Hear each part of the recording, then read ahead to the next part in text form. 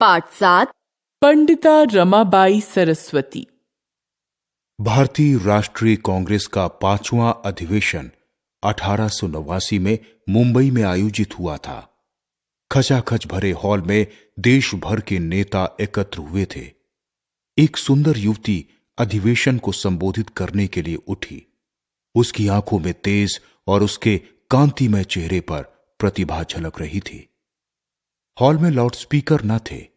पीछे बैठे हुए लोग उस युवती की आवाज नहीं सुन पा रहे थे। वे आगे की ओर बढ़ने लगे। यह देखकर युवती ने कहा, भाइयों, मुझे क्षमा कीजिए, मेरी आवाज आप तक नहीं पहुंच पा रही है, लेकिन इस पर मुझे आश्चर्य नहीं है।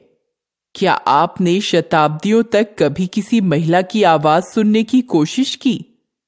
क्या आपने उसे इतनी शक्ति प्रदान की कि वह अपनी आवाज को आप तक पहुंचने योग्य बना सके? प्रतिनिधियों के पास इन प्रश्नों के उत्तर न थे। इस साहसी युवती को अभी और बहुत कुछ कहना था। उसका नाम पंडिता रमाबाई था। उस दिन तक स्त्रियों ने कांग्रेस के अधिवेशनों में शायद ही कभी भाग लिया हो। पंडिता रमाबाई के प्रयास से 1889 के उस अधिवेशन में 9 महिला प्रतिनिधि सम्मिलित हुई थीं। वे एक मूक प्रतिनिधि नहीं बन सकती थीं। विधवाओं का सिर मुंडवाए जाने की प्रथा के विरोध में रखे गए प्रस्ताव पर उन्होंने एक जोरदार भाषण दिया। आप इस पंडाल में अभिव्यक्ति की स्वतंत्रता के लिए चीख चिल्ला रहे हैं, तब आप अपने परिवारों में वैसी ही स्वतंत्रता महिलाओं को क्यों नहीं देते? आप किसी महिला को उसके विधवा होते ही कुरूप और दूसरों पर निर्भर होने के लिए क्यों विवश करते हैं? क्या कोई विधुर भी वैसा करता है? उसे तो अपनी इच्छा के अनुसार जीने की स्वतंत्रता है, तब स्त्रियों को वैसी स्वतंत्रता क्यों नहीं मिलती? निश्चित रूप से कहा जा सकता है कि पंडिता रमाबाई ने भारत में नारी मुक्ति आंदोलन की नींव डाली। रमाबाई घुमा फिराकर बोलने की अभ्यस्त न थी। उनमें अपनी धारणाओं पर डटे रहने का साहस था। सामाजिक अन्याय का सामना करने का यह साहस उन्हें अपने माता पिता पंडित अनंत शास्त्री डोंगरे और लक्ष्मीबाई डोंगरे से उत्तराधिकार में प्राप्त हुआ था। अनंत शास्त्री एक महान विद्वान थे। 1858 में रमाबाई का जन्म हुआ। उन्होंने समाज की अवज्ञा करके अपनी पत्नी और 2 पुत्रियों को संस्कृत पढ़ाई। उनकी धारणा थी कि शास्त्रों में महिलाओं को संस्कृत का ज्ञान प्राप्त करने से रोकने का कोई विधान नहीं है। इस धारणा के पक्ष में उन्होंने 300 से अधिक संदर्भ जुटाकर इसे सही सिद्ध किया, परंतु रूढ़िवादी विद्वानों ने इसे नहीं माना। उन्होंने अनंत शास्त्री का सामाजिक बहिष्कार कर दिया, किंतु उन्होंने उसकी तनिक परवाह न की। उन्होंने आंध्र प्रदेश के गंगा मूल जंगल में आश्रम बनाया। उनकी समूची संपत्ति उनकी उदारता तथा बड़े दामाद की उच्छृंखलता के कारण नष्ट हो गई। वे बंजारे जैसा जीवन जीने के लिए विवश हो गए। वे आम लोगों के बीच पुराणों, श्रीमद् भागवत तथा अन्य धार्मिक ग्रंथों का पाठ और उनकी व्याख्या करते रहे। श्रोता उन्हें जो कुछ पैसा अथवा अनाज दे देते, उनका परिवार उस पर ही गुजर करता। रमाबाई लिखती हैं, श्रोताओं में 2/3 संख्या महिलाओं की होती थी। महिलाएं किसी भी प्रवचन में खाली हाथ कभी नहीं जाती। वे देव तथा कीर्तनकार अथवा कथाकार को सदा कुछ न कुछ देती।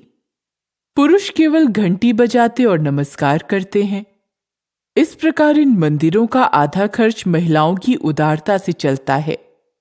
तब भी तथाकथित विद्वान लोग महिलाओं को ज्ञान की साधना में बाधक मानते हैं। वे महिलाओं को शिक्षा के अधिकार से वंचित रखना चाहते हैं। कितने कृतज्ञ हैं ये लोग! कैसा अन्याय है यह! परिवार 16 वर्ष तक यात्रा करता रहा। यात्रा ने रमाबाई के दृष्टिकोण को व्यापकता प्रदान करने में मदद की। वे बचपन से ही अन्याय सहन नहीं कर पाती थी।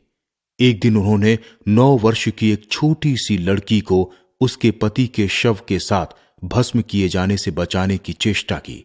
जब वे 16-17 साल की थीं तो उनके माता पिता का निधन हो गया। उनकी मां के शव को शमशान ले जाने वाले केवल 3 लोग ही थे। ऐसे में रमाबाई आगे आईं। रमाबाई अर्थी उठाने वाली प्रथम हिंदू महिला हुईं।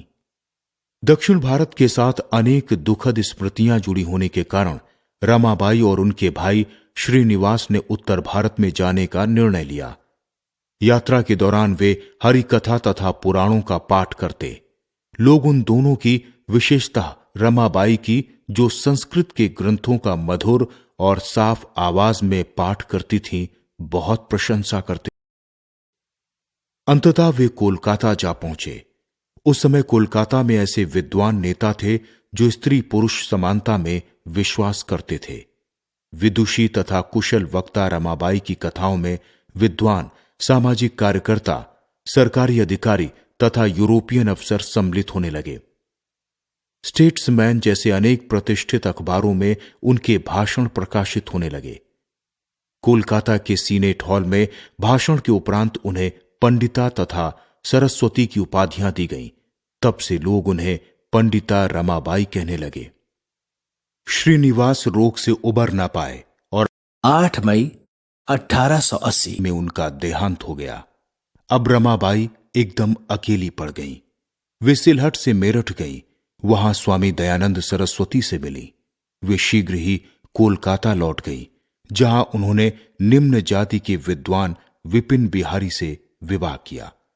कुछ समय बाद उन्होंने एक पुत्री को जन्म दिया, जिसका नाम मनोरमा रखा गया।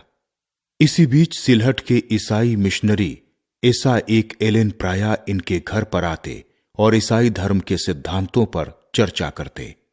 रमाबाई ईसाई धर्म से बहुत प्रभावित थीं। 1882 में विपिन बिहारी का हैजे से देहांत हो गया। अब रमाबाई ने पुणे जाने का निश्चय किया। पुणे में रमाबाई का आत्मविश्वास शिखर पर था। उनमें इतना साहस था कि वे हिंदू समाज के पाखंड की ओर खुलकर संकेत करती थीं। 1882 में उन्होंने नारी निकेतन के बारे में अपने विचार हंटर आयोग के समक्ष रखे। रमाबाई ने चिकित्सक और पराचिकित्सक के रूप में स्त्रियों को प्रशिक्षण दिए जाने की आवश्यकता पर बल दिया। रमाबाई ने अंग्रेजी सीखनी शुरू कर दी। 17 मई 1883 को वे लंदन गईं। लंदन में रमाबाई ने महिलाओं के लिए बनाए गए महिला उद्धार गृहों को देखा तो उन्होंने निश्चय किया कि भारत में विधवाओं की दुर्दशा को दूर करने के लिए वे उद्धार गृहों के निर्माण करवाएंगी। अमेरिका में लोगों ने रमाबाई के भाषणों से प्रभावित होकर बोस्टन में पंडिता रमाबाई एसोसिएशन की स्थापना की। उन्होंने रमाबाई द्वारा खोले जाने वाले विधवा आश्रम के लिए धन का संग्रह किया। शारदा भवन रमाबाई के प्रयासों का परिणाम था। रमाबाई शारदा सदन की महिलाओं में आत्मविश्वास तथा स्वतंत्रता की भावना भरना चाहती थी। अतः सदन की ओर से उन्हें दी जाने वाली 3 रुपए प्रति व्यक्ति की छात्रवृत्ति के साथ कसीदाकारी, सिलाई, बढ़ईगिरी, कुम्हारी, बागवानी और टोकरी बुनने की कलाओं में प्रशिक्षण भी दिया जाता था। रमाबाई सार्वजनिक सभाओं में मदिरापान, जुआखोरी तथा परिवारों को नष्ट करने वाली अनेक कुरीतियों के विरुद्ध बोलती थीं। उन्होंने विधवा पुनर्विवाह को प्रोत्साहन दिया। रूढ़िवादी ब्राह्मण समाज के आरोपों के आगे उन्होंने घुटने नहीं टेके। पुणे में प्लेग ग्रस्त परिवारों को राहत पहुंचाने के लिए सराहनीय कार्य किया।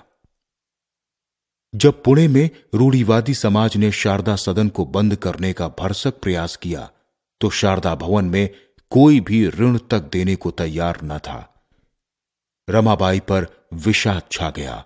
उसी समय अमेरिका से सहायता आ गई। शीघ्र ही शारदा सदन केड गांव में 15 एकड़ भूमि पर एक स्वावलंबी संस्था के रूप में खड़ा हो गया।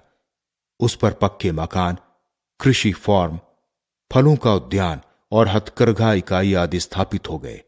स्त्री अधिकारों की प्रवक्ता का देहांत 1922 में हुआ।